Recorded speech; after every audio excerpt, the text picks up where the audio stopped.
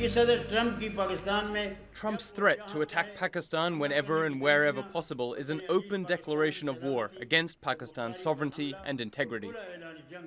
The U.S.'s relationship with Pakistan could be at a crossroads. The State Department has again repeated the Trump administration's demands that Islamabad change its approach to militant groups or face the consequences.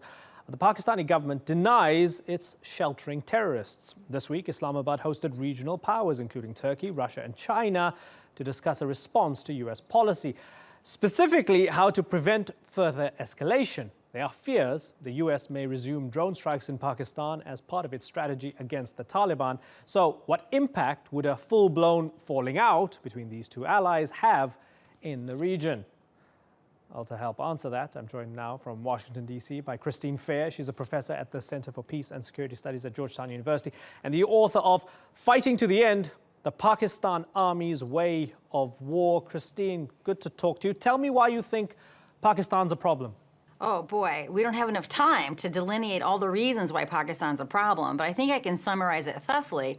Pakistan has been using non-state actors, which it would call mujahideen, as a pivotal piece of its foreign policy since 1947. It's one of the first things that Pakistan did as it was becoming independent was sent a bunch of so-called mujahideen from the tribal areas to seize Kashmir.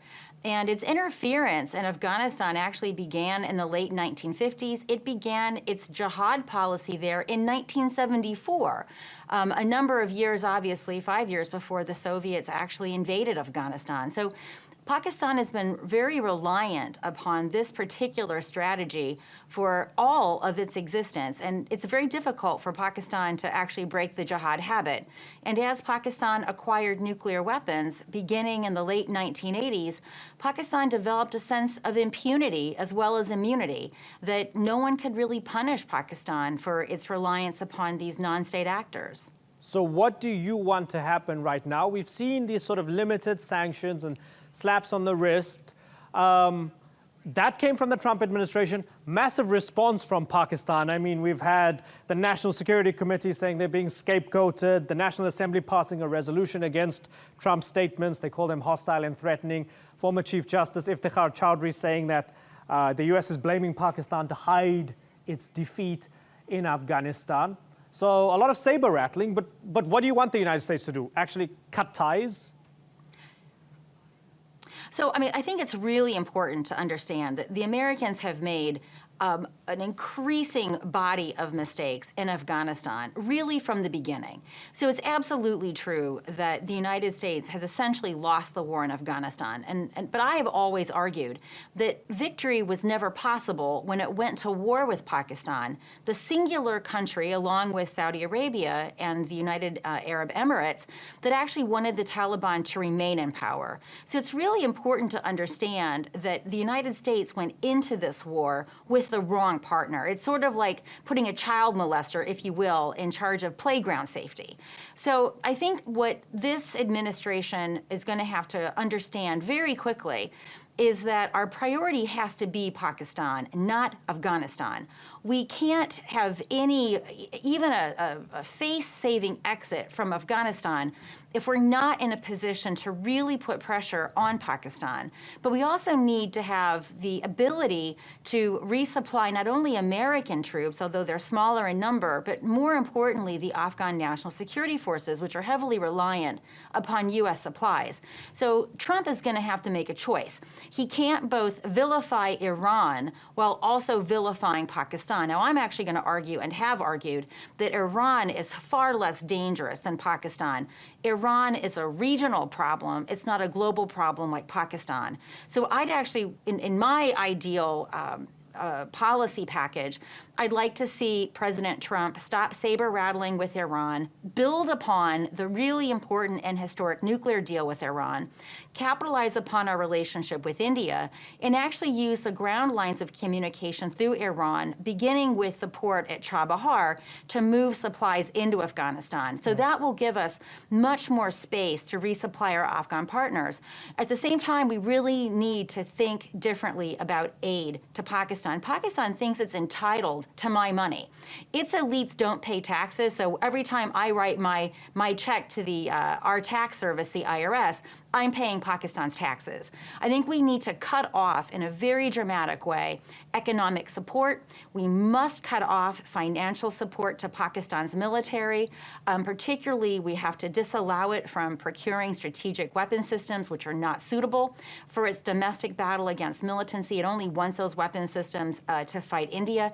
And we have to get rid of entirely this program called Coalition Support Funds.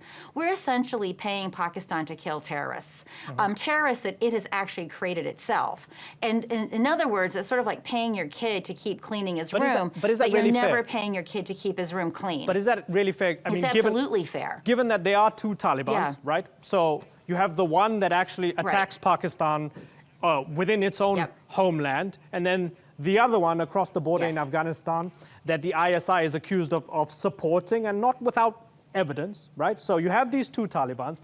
Now, it's a fact that there. Okay, fair enough. There fair are enough. two Taliban organizations. Sure, certainly. Yeah. Okay, Yeah. so I've got two questions then regarding the two Talibans. On the one hand, there seems to be ample evidence that the Iranians and the Russians are also supporting the Taliban in Afghanistan. So are they also the problem now? Should Trump also now, go after them? Doesn't that sort of contradict what you're saying about Iran? Because that Taliban's also getting support from Iran and Russia. No. Yeah, so actually what's really, I'm very glad you mentioned the Iranian and Russian support. First of all, it's actually, we don't really have a lot of information about the extent to which they're supporting the Taliban. My understanding, and I just came back from Afghanistan, the Afghans really believe that this is happening in a big way. Intelligence analysts here call that sort of Afghan math, because there is often exaggeration of that. The Iranians haven't really changed the level of support that they've been giving to the Taliban really since the mid-2000s, and this is tactical support. So from what's happening from Russia's point of view, and Russia, I think, really is a larger concern in a lot of ways. Russia has always been antagonistic to the U.S.-NATO efforts there. Russia actually, we couldn't use the northern distribution route to resupply either NATO troops or the Afghans because the Russians will not allow us to move lethal goods through the northern distribution route. And that was always in place when we were trying to figure out alternatives to Pakistan. Russia is now justifying its cultivation of the Taliban based upon an exaggerated fear of ISIS in Afghanistan. So what's actually happening is that Russia and Iran are trying to figure out what is going to be the end state in Afghanistan. Ultimately, Iran is going to have to live next to that state. And, Iran, as well as Russia, I think, are actually hedging their bets. But isn't that the Pakistani and of course, if you're Iran perspective? We have to live in the neighborhood, so we have to hedge our bets? Yeah, but the difference is Pakistan is creating the instability. Iran is having to figure out how to live next to the instability that Pakistan has created.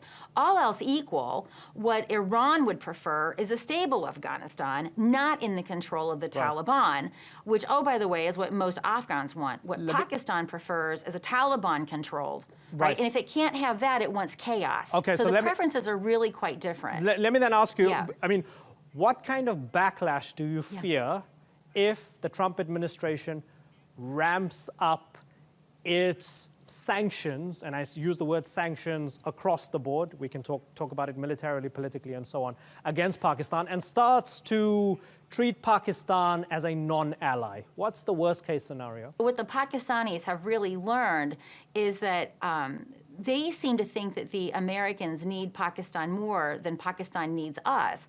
And I think they have a good reason to conclude that if you look at the mysterious and bizarre behavior that the United States has exhibited towards Pakistan. I think what many Pakistanis are then banking on as the United States withdraws its largesse, I think the next step, which I don't think the Americans will take, would be that the Americans allow the IMF to do whatever it wants with Pakistan. What happens traditionally is that Pakistan reneges on its own commitments to the IMF withdraws. Some years later, the Pakistanis go back and they say we need more money. And even though they failed to honor their previous commitments, which they themselves made, the Americans put pressure on the IMF to give the money. The logic being that the Americans think Pakistan is too important to fail.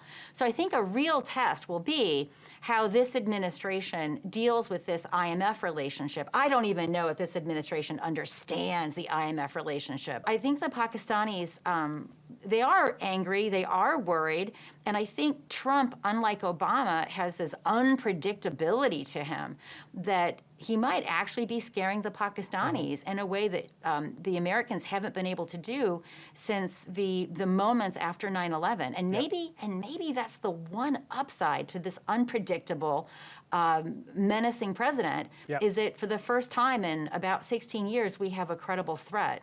Yeah, you and Trump might have finally found some common ground. Christine, I've got to wrap. I've got to move on.